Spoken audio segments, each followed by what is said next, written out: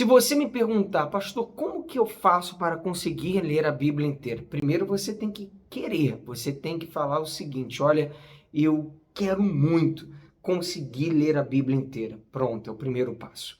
Segundo passo é um plano, um método. E nós temos apresentado um plano, um método aqui no nosso canal.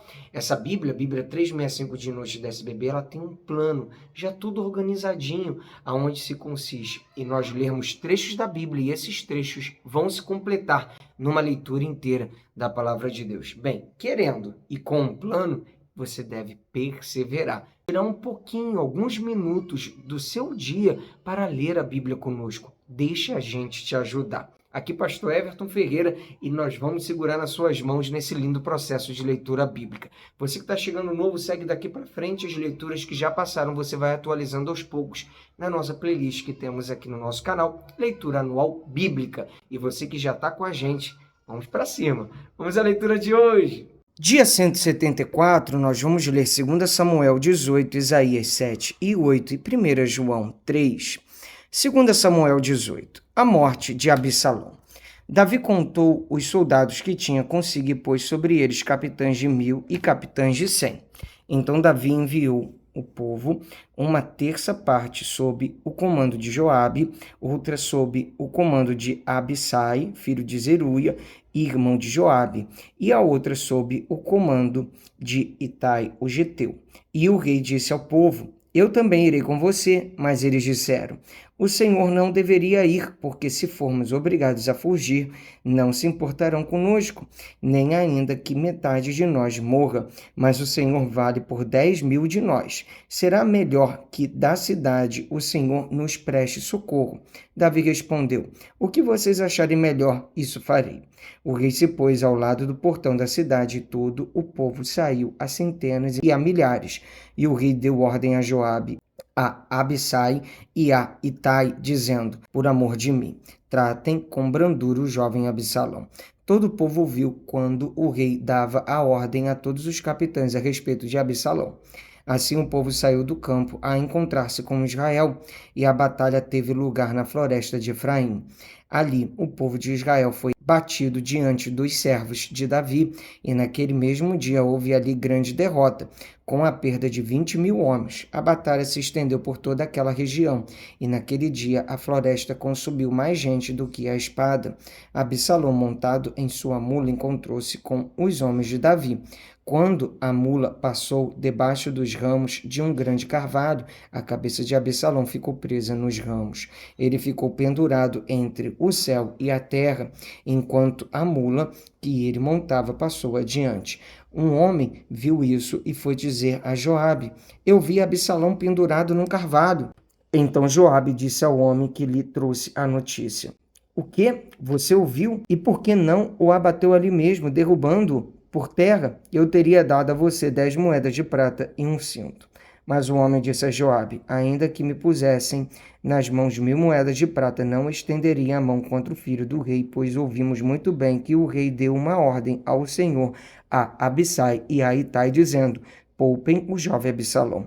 Se eu tivesse agido traiçoeiramente contra a vida dele, nada disso poderia ser escondido do rei, e nem mesmo o Senhor me defenderia.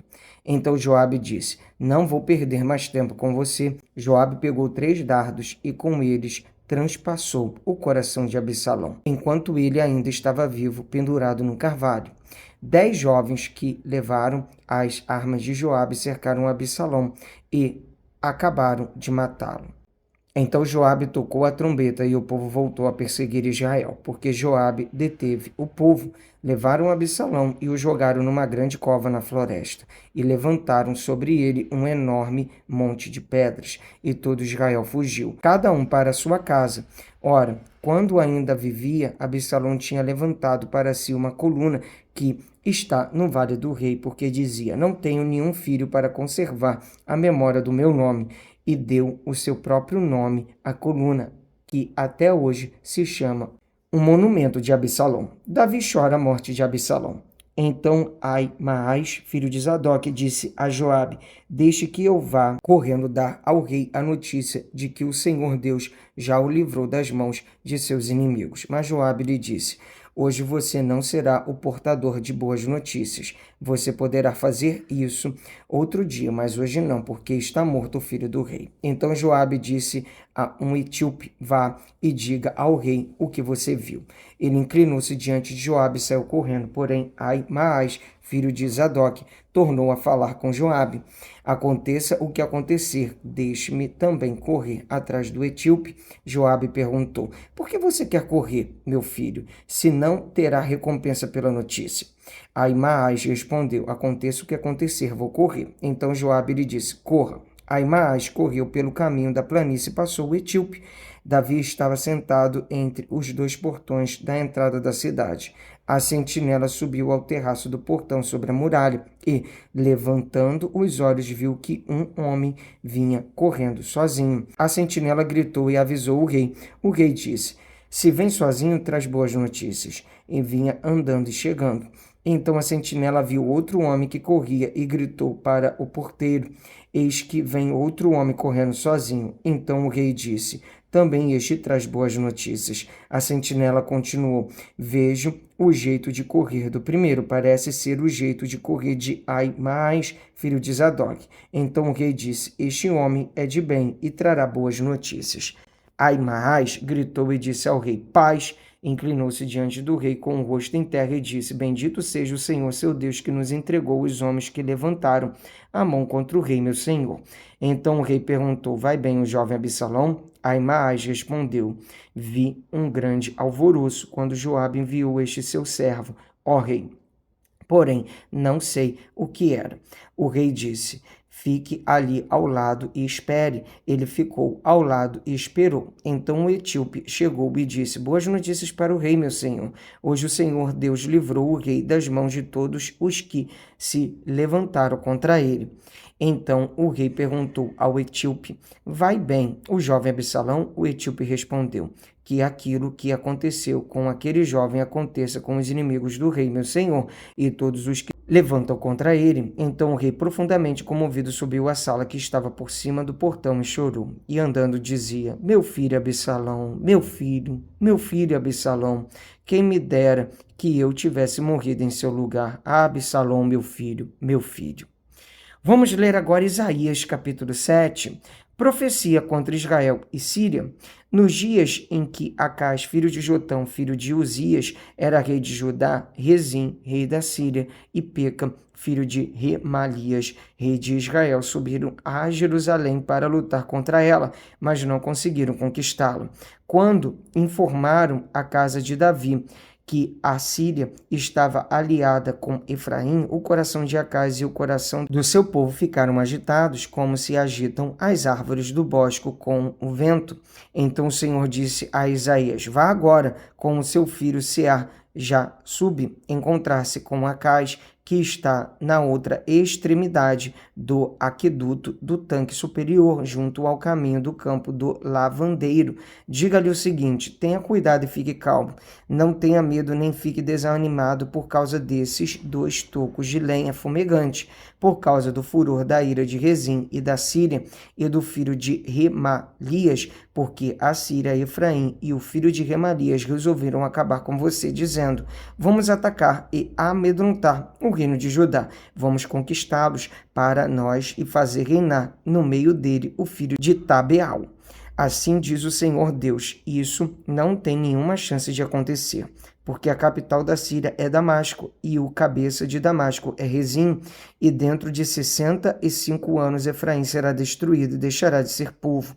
A capital de Efraim é Samaria, e o cabeça de Samaria é o filho de Remalias. Se vocês não crerem, certamente não permanecerão. A promessa a respeito do Emanuel, e o Senhor continuou a falar com Acás, dizendo: peça ao Senhor seu Deus um sinal, quer seja embaixo nas profundezas ou em cima nas alturas.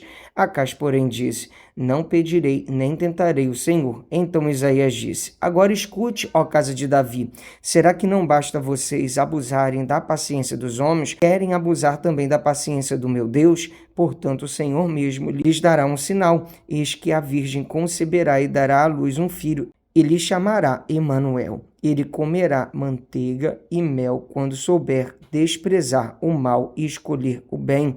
Na verdade, antes que este menino saiba desprezar o mal e escolher o bem, a terra daqueles 2 reis que você tanto teme será abandonada. Mare sobre Jerusalém. Mas o Senhor fará vir sobre você, sobre o seu povo e sobre a casa de seu pai, dias tais como nunca houve, desde o dia em que Efraim se separou de Judá. Ele fará vir o rei da Assíria. Naquele dia o Senhor assobiará as moscas que estão no extremo dos rios do Egito e as abelhas que se encontram na terra da Assíria.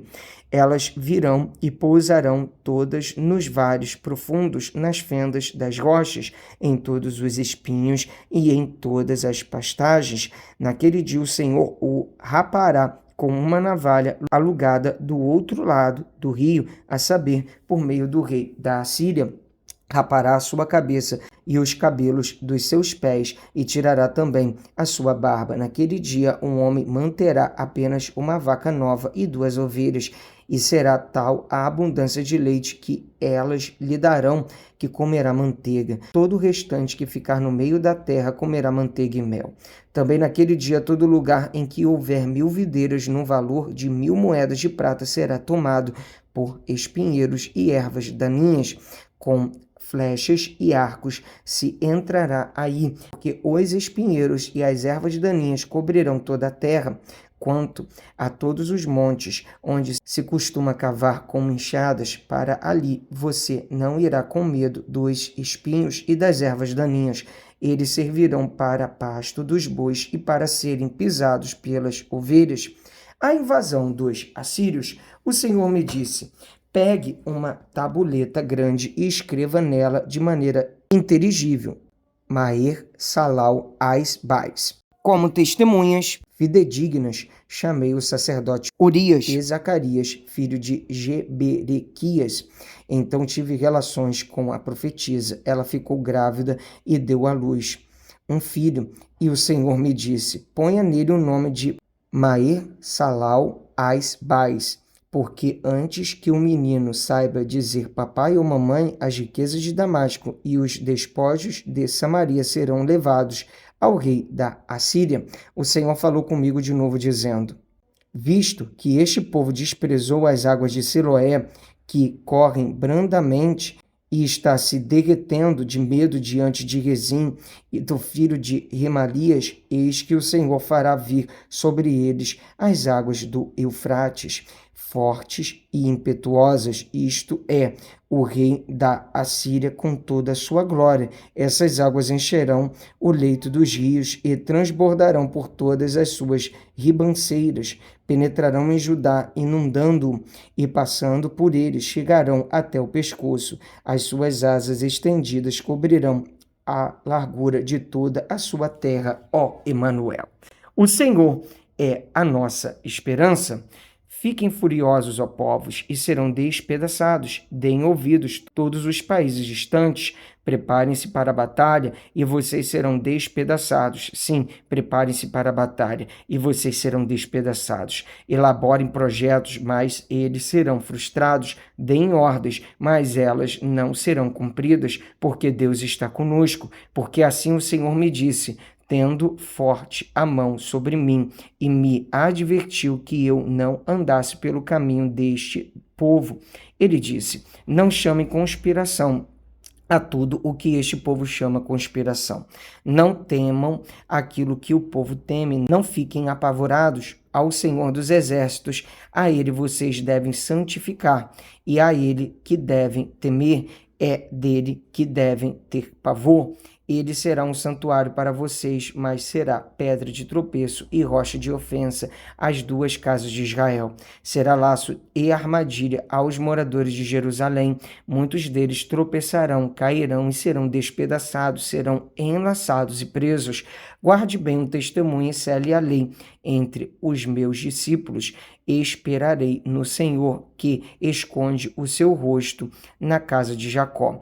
a ele aguardarei. Eis-me aqui com os filhos que o Senhor me deu, como sinais e maravilhas em Israel, da parte do Senhor dos Exércitos, que habita no monte Sião.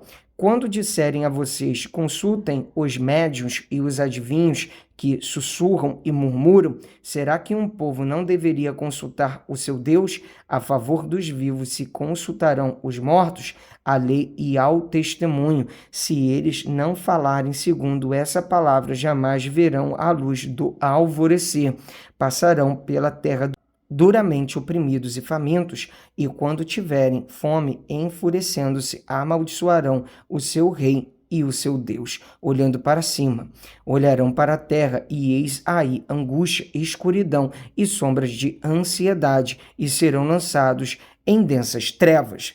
Vamos ler agora 1 João capítulo 3. Vejam que grande amor o Pai nos tem concedido, a ponto de sermos chamados filhos de Deus. De fato, somos filhos de Deus. Por essa razão, o mundo não nos conhece, porque não conheceu. Amados, agora somos filhos de Deus, mas ainda não se manifestou o que haveremos de ser.